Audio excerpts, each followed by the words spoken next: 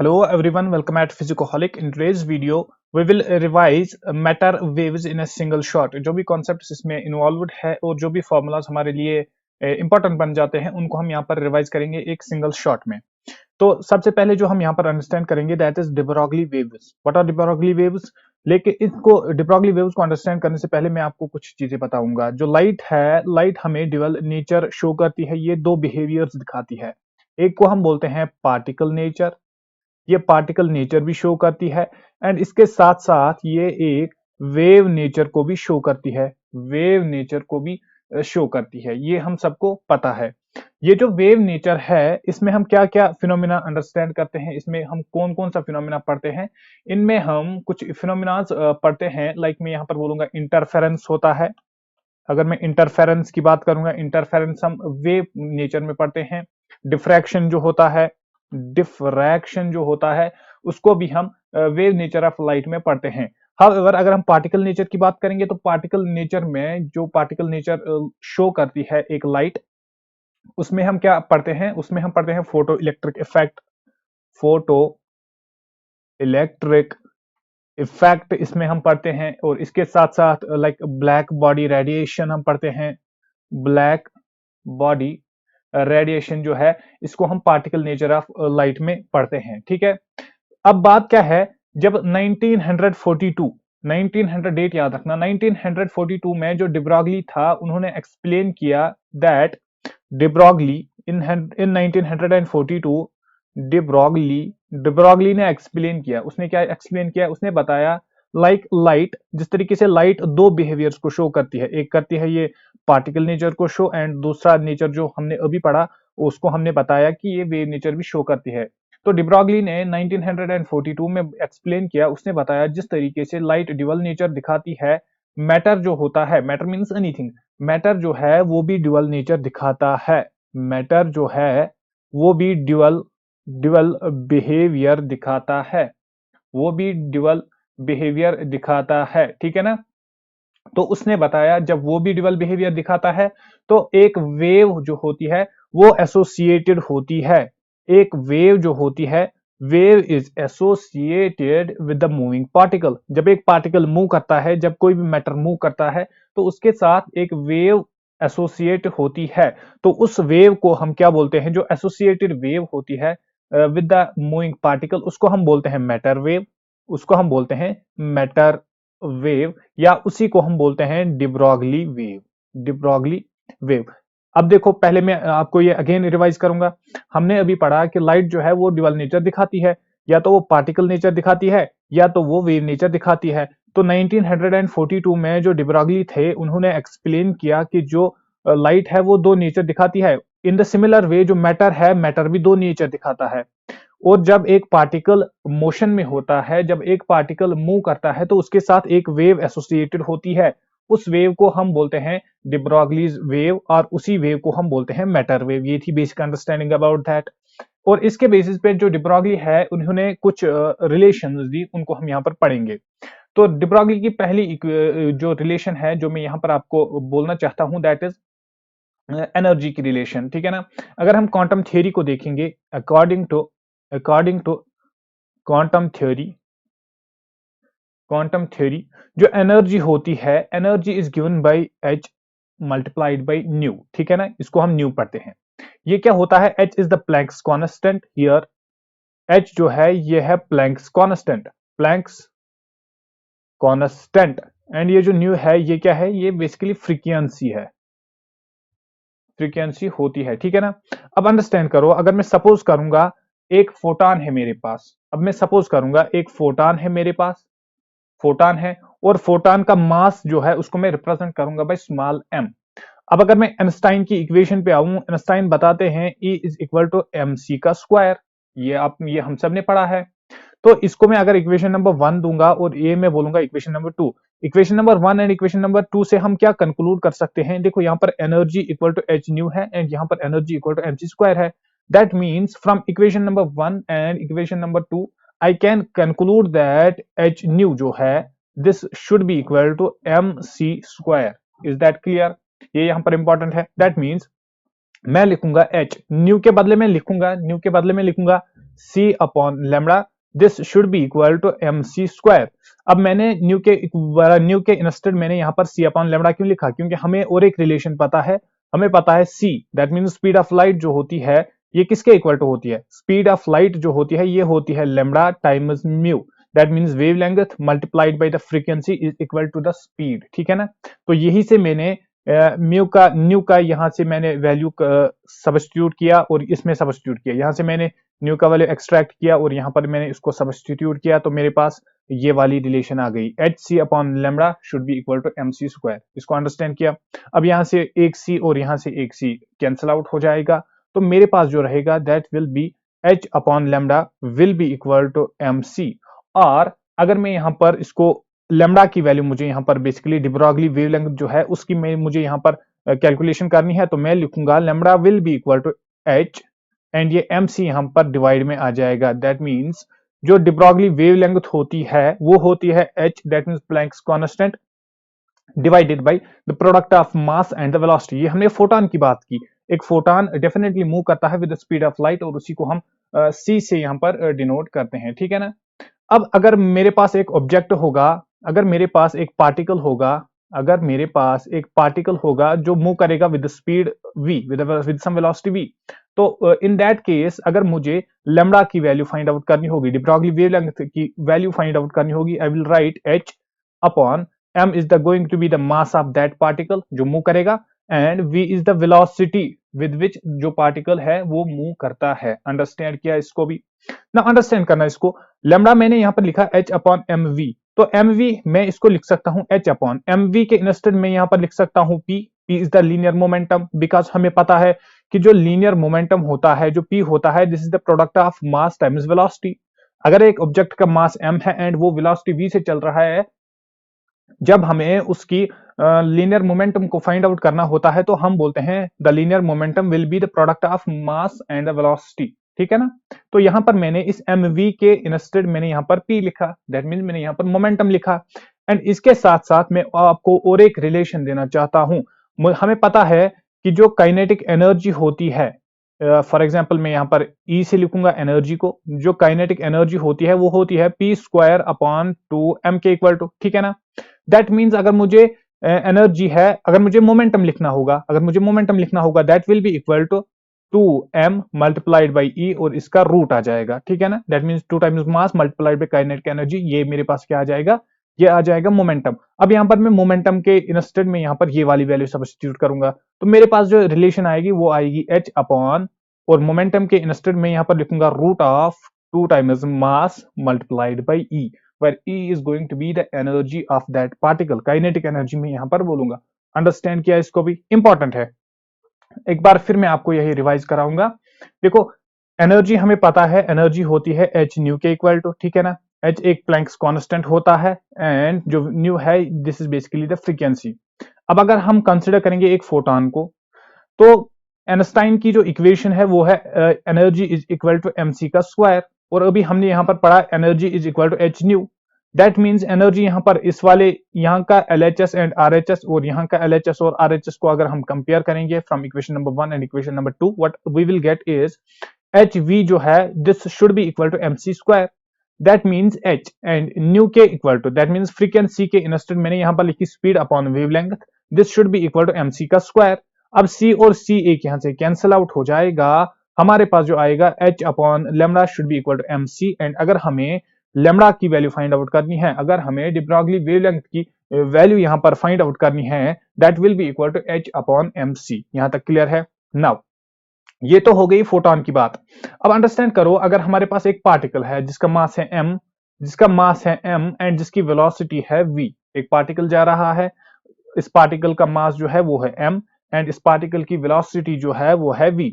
तो at that in that case अगर मुझे जो लेमड़ा है, जो de Broglie वेवलेंथ है, अगर मुझे वो कैलकुलेट करनी होगी that will be equal to h upon mv, ठीक है ना। जिस तरीके से हमने वहां पर पढ़ा m is the mass of the particle and v is the velocity of the particle, तो इन द सिमिलर वे में यहां पर लिखूंगा h अपॉन mv के इंस्टेड मैंने यहां पर लिखा p, that is the linear momentum, that means h upon linear momentum. ये हो गई और एक इक्वेशन।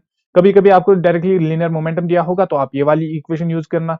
और मोमेंटम का हमें पता है, momentum is equal to basically momentum is equal to root of 2 times mass multiplied by the kinetic energy. तो यहां पर मैंने अगेन मोमेंटम के इंस्टेड मोमेंटम का वैल्यू यहां पर सब्स्टिट्यूट किया as equal to 2m multiplied by the kinetic energy का रूट, ठीक है ना। तो ये हमारे पास और एक इक्वेशन आ गई, point number 1।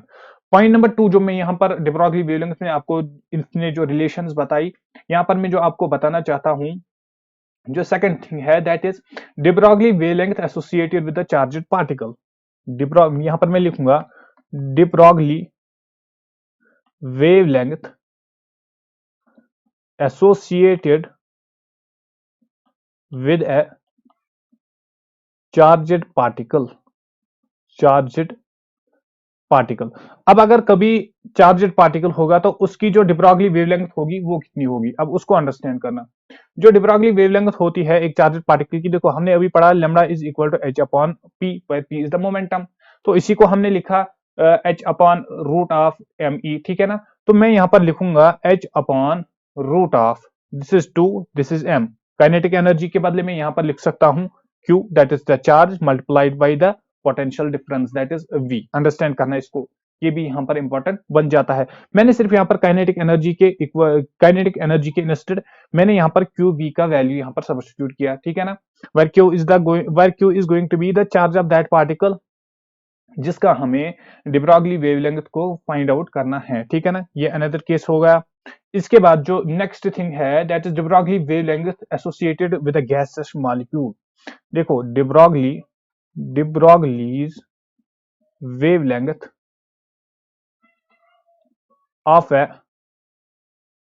gaseous molecule।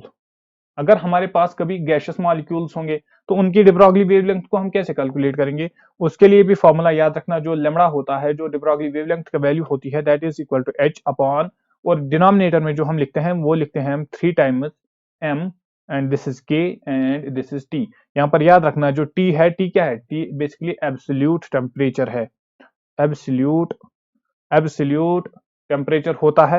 And जो k है ये बोल्ट्जमैन कांस्टेंट होता है, बोल्ट्जमैन्स कांस्टेंट। क्या आपको बोल्ट्जमैन कांस्टेंट की वैल्यू पता होती है, वो भी याद रखना, 1.38 मल्टीप्लाइड बाई 10 पावर -23 जूल्स पर केल्विन। ये होता है इसका ये होता है बोल्ट्जमैन कांस्टेंट की वैल्यू, ठीक है ना। हो गया ये भी इंपॉर्टेंट, ये भी इंपॉर्टेंट है, हो गया ये भी यहां पर क्लियर।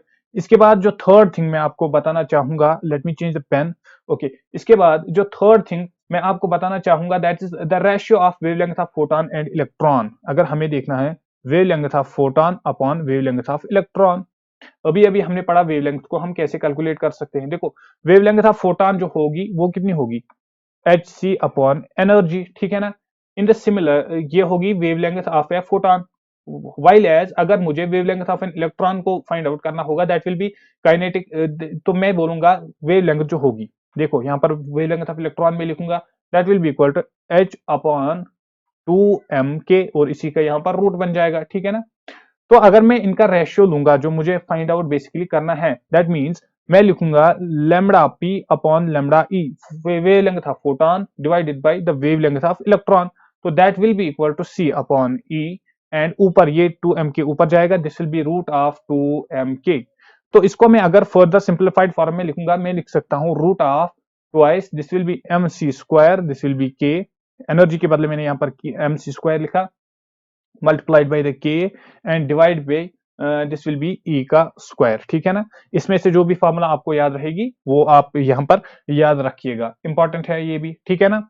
और इसके बाद जो नेक्स्ट टॉपिक हम पढ़ेंगे that is Davisson Germer experiment. पहले मैं आपको कुछ पॉइंट्स बोलना चाहूंगा जो आपको याद रखने हैं about this Davisson Germer experiment. Davisson and Germer जो थे ये दो अलग अलग ह्यूमंस थे, ठीक है ना। तो ये डेविसन जर्मर एक्सपेरिमेंट जो है it proved wave nature of the electrons and verified de Broglie equation. de Broglie ने पहले क्लेम किया था कि वेव नेचर होता है इलेक्ट्रॉन्स का भी, ठीक है ना, हर एक मैटर का उसने बताया था।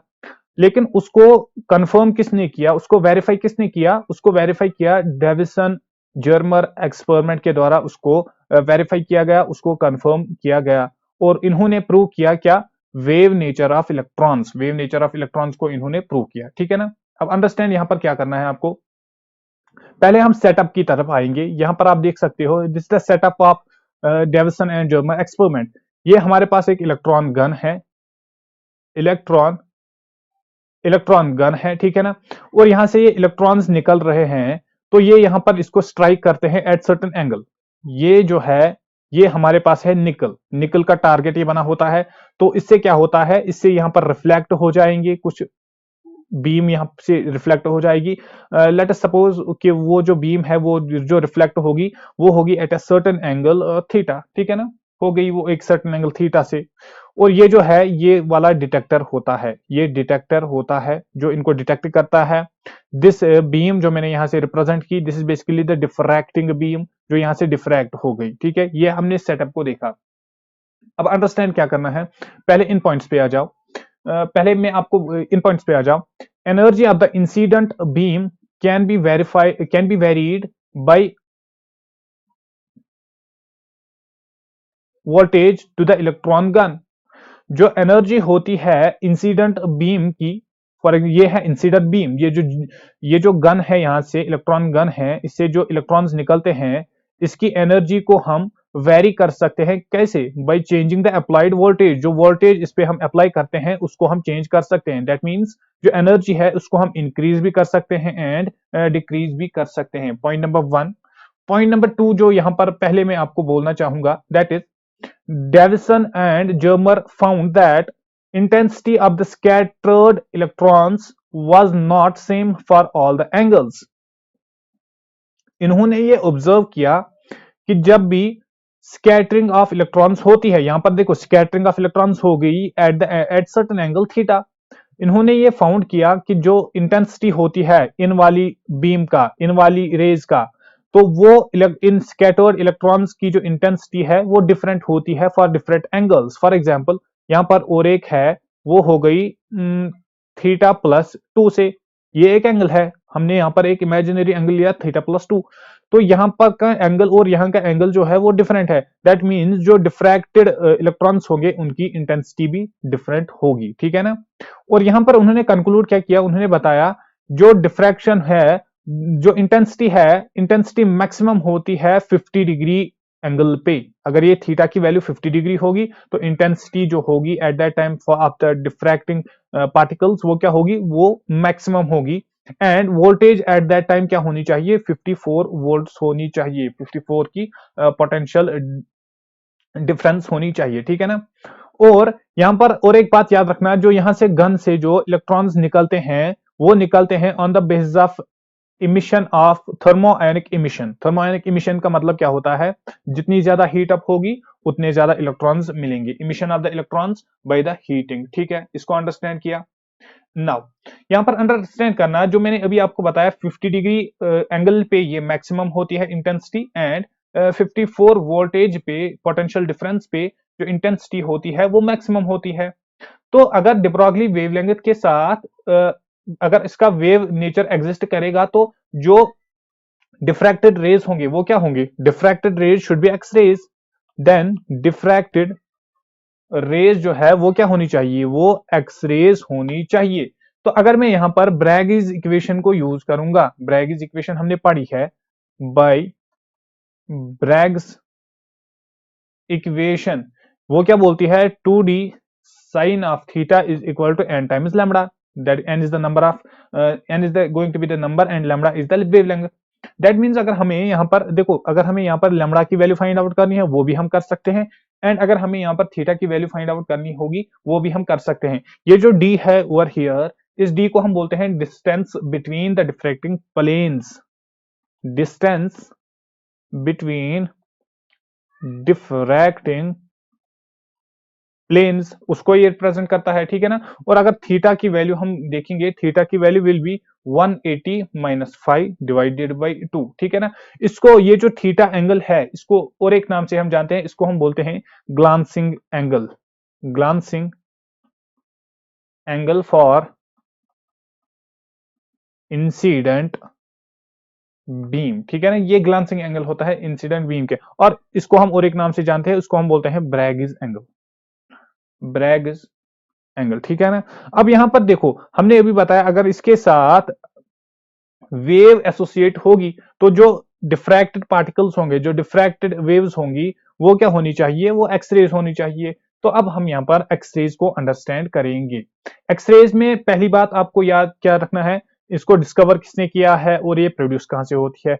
जहां तक एक्सरेज की बात है, दीज वेयर डिस्कवर्ड बाय रॉन्टिंजन, ठीक है ना, point number one. Point number two जो आपको याद रखना है, that is these are produced when the fast moving electrons strike a metal of high atomic weight and high melting point। जिस तरीके से यहां पर निकल के हमने एग्जांपल ली, जब निकल को इलेक्ट्रॉन्स ने क्या किया, स्ट्राइक किया, जब उन्होंने इस निकल के साथ कोलाइड किया तो वहां पर हम बोल सकते हैं एक्सरेज की फॉर्मेशन होगी, एक्सरेज वहां पर निकल सकती है, ठीक है ना, पॉइंट नंबर वन। इसके अलावा थर्मोआयनिक इमिशन का मैंने आपको बताया कि थर्मोआयनिक इमिशन कैसे होता है, जब हीटिंग ज्यादा होगी तो उससे जितनी भी इमिशन होगी उसको हम बोलेंगे थर्मोआयनिक इमिशन, ठीक है। पॉइंट नंबर थ्री जो आपको याद रखना है एक्सरेज के बारे में, that is intensity of the X rays is directly proportional to the square of the current which hits the cathode, ठीक है। दैट मीन्स जब मैंने थर्मोआयनिक इमिशन का बताया आपको, थर्मोआयनिक इमिशन, वो थर्मल एनर्जी कैसे प्रोवाइड होती है, वो थर्मल एनर्जी प्रोवाइड होती है बाय करंट, जितना ज्यादा करंट प्रोड्यूस होगा, ठीक है ना।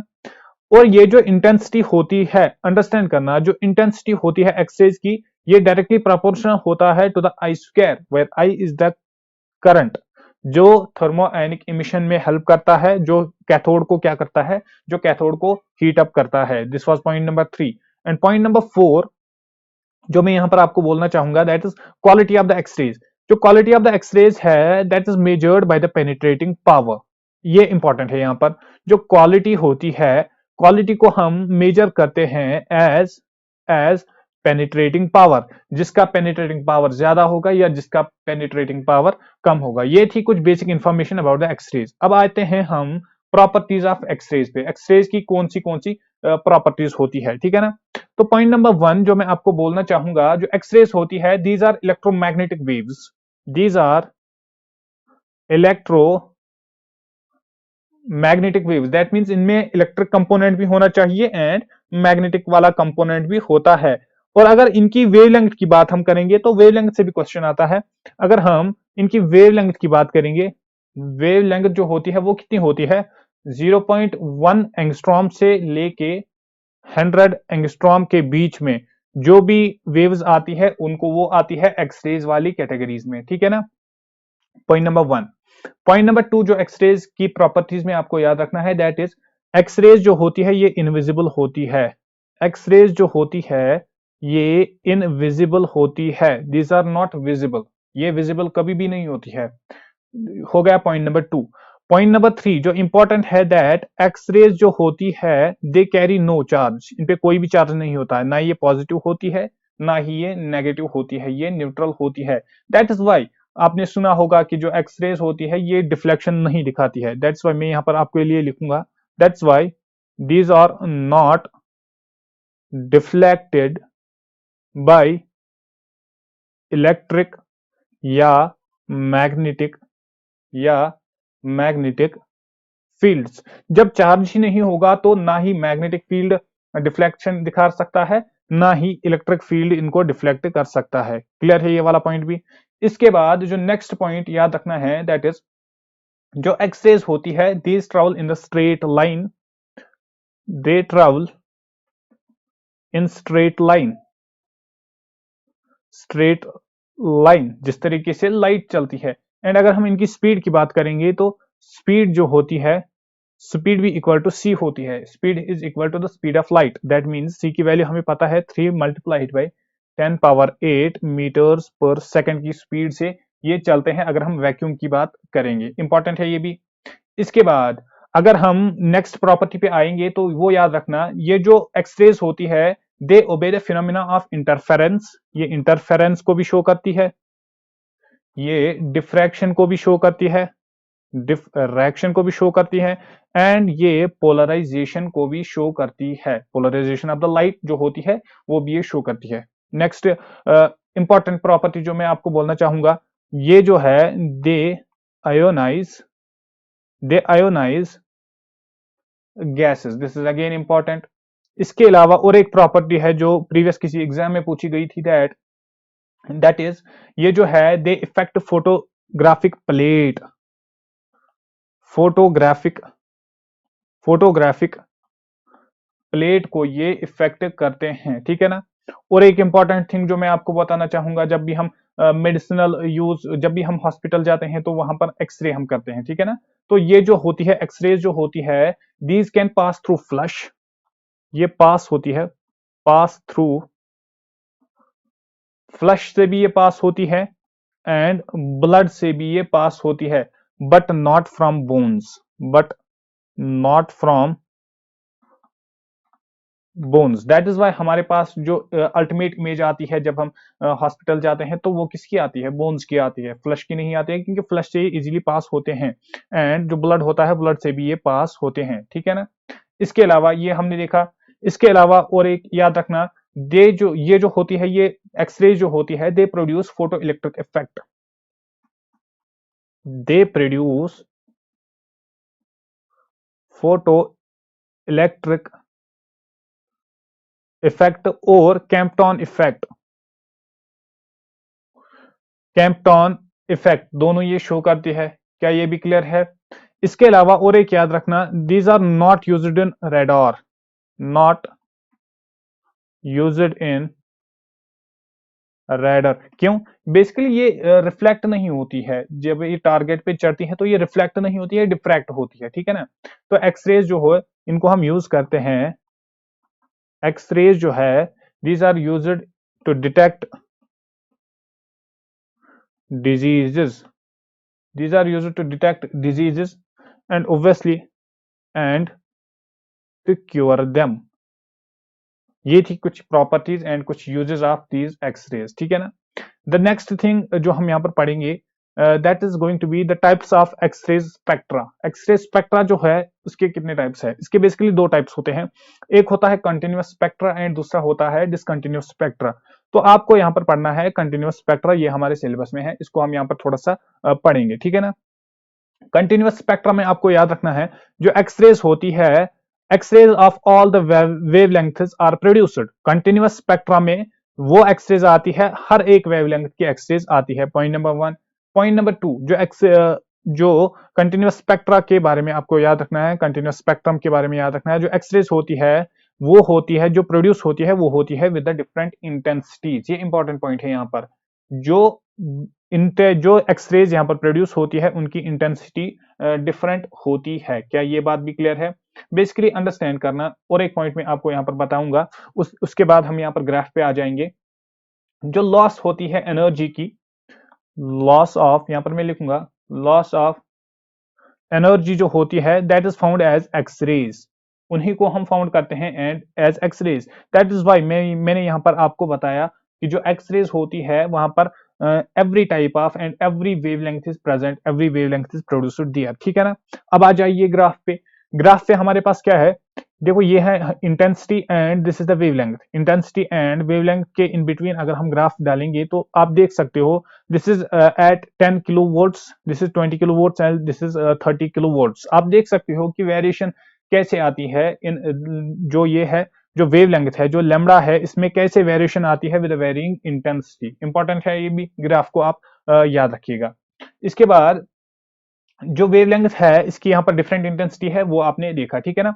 इसके बाद जो पॉइंट मैं आपको बताना चाहूंगा, जो मैक्सिमम फ्रीक्वेंसी और मिनिमम वेवलेंथ का लिमिट जो है होता है, वो क्यों होता है? वो बेसिकली होता है due to the loss of the energy of the electron. जब वो कोलिजन करता है, जब एक इलेक्ट्रॉन कोलिजन करता है एक मेटल के साथ जिसका हाई बॉइलिंग पॉइंट होता है, तो जब इसके साथ वो कोलिजन करेगा तो उसमें लॉस ऑफ एनर्जी आएगी। अब उसी लॉस ऑफ एनर्जी को, बेसिकली काइनेटिक एनर्जी यहाँ पर लॉस होगी, तो उसी एनर्जी को मैं लिख सकता हूँ half of M V square and this should be equal to H V maximum, ठीक है ना। और एच वी मैक्सिमम इसी को हम लिखते हैं electron multiplied by the voltage, ठीक है।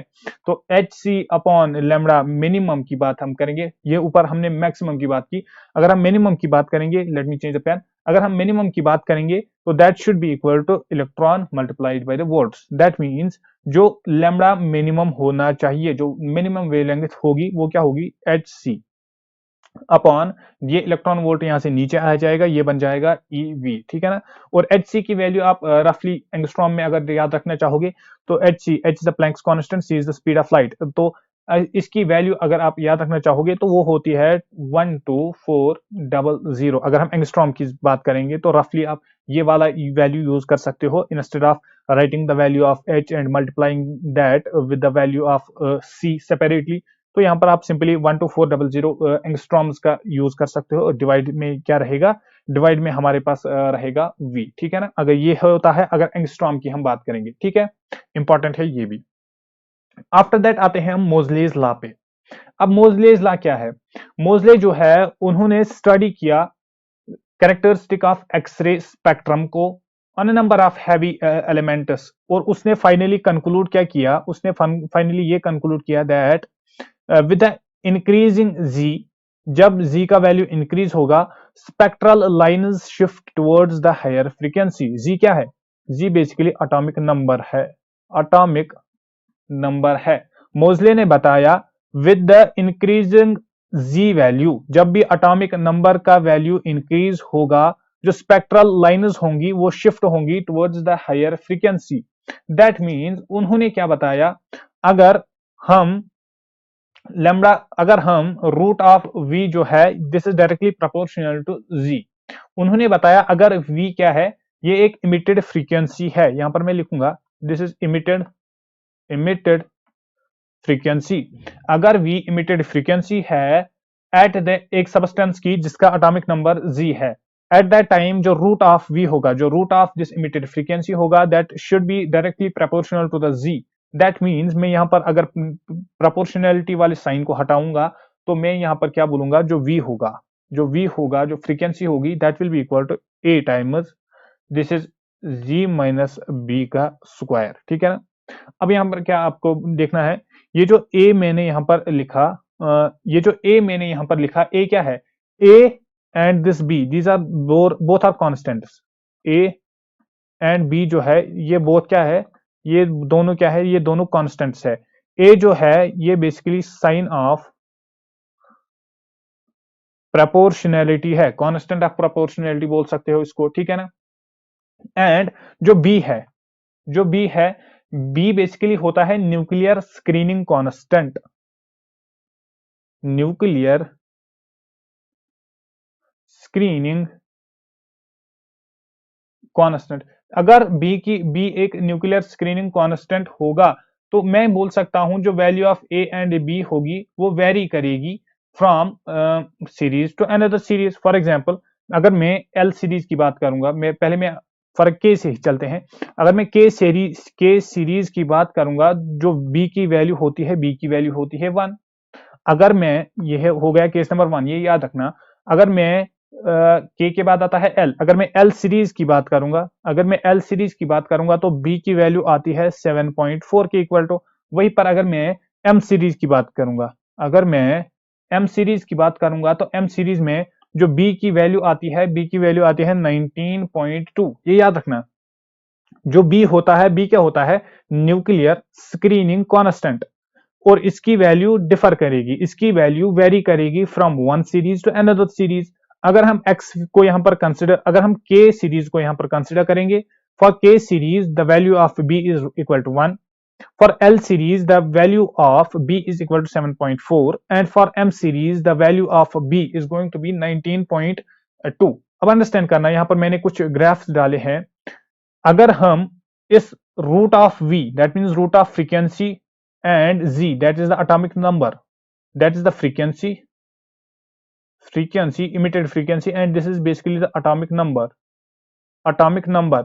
अगर हम इनके इन बिटवीन क्या करेंगे, एक ग्राफ डालेंगे फॉर व्हाट सीरीज, फॉर ये है फॉर के सीरीज। के सीरीज के लिए देखो, जो अल्फा पार्टिकल है उसका कुछ इस तरीके से आएगा, के फॉर अल्फा पार्टिकल, एंड के फॉर बीटा पार्टिकल कुछ इस तरीके से आएगा, एंड के फॉर गामा पार्टिकल कुछ इस तरीके से आएगा। वहीं पर अगर मैं, this is for L series, अगर मैं एल सीरीज के अबाउट यहां पर ग्राफ को ड्रा करूंगा in between root of v, root of frequency, and z, z is the atomic number. तो एल अल्फा के लिए मुझे ये वैल्यू आएगी, एल बीटा के लिए ये आएगी और एल गामा के लिए कुछ इस तरीके से वैल्यू आएगी। अब यहाँ पर आपने अंडरस्टैंड किया होगा, for example this is point A, जो ओ से ए तक है ये डिस्टेंस, ये एक इंटरसेप्ट है इन द एक्स एक्सिस, ठीक है ना, और यही रिप्रेजेंट करता है यहाँ पर बी को, यही रिप्रेजेंट यहाँ पर करेगा बी को। बी को हमने अभी क्या बताया था, न्यूक्लियर स्क्रीनिंग कांस्टेंट। तो यहाँ पर अगर हम के सीरीज में देखेंगे तो जो स्क्रीनिंग न्यूक्लियर स्क्रीनिंग कांस्टेंट जो होता है बी जो होता है उसकी ये रिप्रेजेंट करेगा। और सिमिलरली अगर मैं इसको इस पॉइंट को ए नाम दूंगा और दिस इज द ओरिजिन, और यहाँ पर और यहाँ से और यहाँ तक ओ से लेके ए तक जो एक्स एक्सिस है, जो एक्स इंटरसेप्ट है, इसको ये कौन रिप्रेजेंट करता है, ये बी रिप्रेजेंट करता है। That means it represents the nuclear screening constant, ये आप याद रखिएगा। इन द सिमिलर वे अगर आप एल की बात करोगे, this was for L, right, ये दिस वाज फॉर के। अगर आप एम की बात करोगे, एम के लिए अगर हमें डालना होगा तो एम के लिए 19.2 है। दैट मींस जो ये वाला इंटरसेप्ट है फॉर द एम सीरीज वो इससे भी बड़ा आने वाला है, ठीक है ना। एक्स इंटरसेप्ट जो है यहाँ पर कांस्टेंट बी जो है हमने अभी बताया वही रिप्रेजेंट करता है, ठीक है। इसके अलावा the point you should remember over here is that Moseley's law is in accordance with the Bohr's theory of spectral lines of the atom. जो मोसले का लॉ है वो according to the Bohr's theory of spectral lines चलता है। अब कैसे चलता है, देखो अगर हम वेवलेंथ को देखेंगे, वेवलेंथ ऑफ स्पेक्ट्रम, जब हमें वेवलेंथ को फाइंड आउट करना होगा, फॉर वेवलेंथ हम यूज करते हैं, यहां पर मैं आपको कुछ फॉर्मूलाज दूंगा। For wavelength 1 upon lambda and that is equal to R, और मल्टीप्लाई में हम लिखते हैं जी माइनस बी का square, and this is multiplied by 1 upon n1 square minus 1 upon n2 का स्क्वायर। ये इंपॉर्टेंट है यहां पर। और अगर हम एनर्जी की बात करेंगे, दिस वाज वेवलेंथ, और अगर हम एनर्जी की बात करेंगे, एनर्जी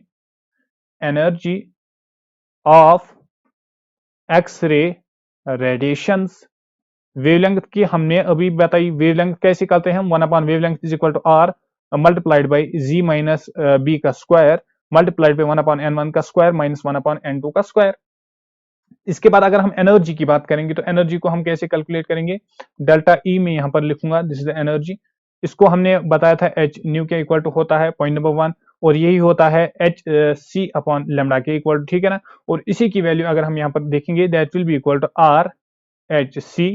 देखो एच सी अपॉन लेमडा, ये वाली वैल्यू और इस वाली वैल्यू के साथ लेमडा के इक्वल टू, बेसिकली ये जो लेमडा है 1 अपॉन लेमडा है, यहां से लेमडा की वैल्यू इस वाली इक्वेशन में सब्स्टिट्यूट करो तो हमारे पास जो आएगी वो आएगी R H C, this will be G minus B का स्क्वायर, एंड अगेन यहां पर क्या आएगा 1 अपॉन n1 का स्क्वायर माइनस 1 अपॉन n2 का स्क्वायर। यहां से जो लेमडा की वैल्यू मैंने अभी आपको बताई थी उसी की वैल्यू वहां से लेके यहां तक एच सी अपॉन लेमडा में आपको सब्स्टिट्यूट करनी है। तो यहां पर हमारे पास क्या आ जाएगी, एनर्जी की वैल्यू आ जाएगी, एनर्जी की वैल्यू आ जाएगी किसके लिए, फॉर एक्स रे रेडिएशन, ठीक है ना। Okay okay, so this was all about the matter waves. Matter waves एक छोटा सा टॉपिक होता है, इसमें जो भी कॉन्सेप्ट आया उसको हमने यहाँ पर डिस्कस करने की कोशिश की और अंडरस्टैंड करने की कोशिश की। कुछ ग्राफ्स मैंने आपको बताए थे एंड बहुत ही इंपॉर्टेंट फॉर्मूलाज मैंने आपको इस वाले सेशन में बताया। आई होप आप सबको वीडियो पसंद आई होगी, और अगर आपको वीडियो पसंद आई तो वीडियो को लाइक करें और चैनल को सब्सक्राइब करें। हम मिलते हैं नेक्स्ट वीडियो में, तब तक के लिए ओके बाय।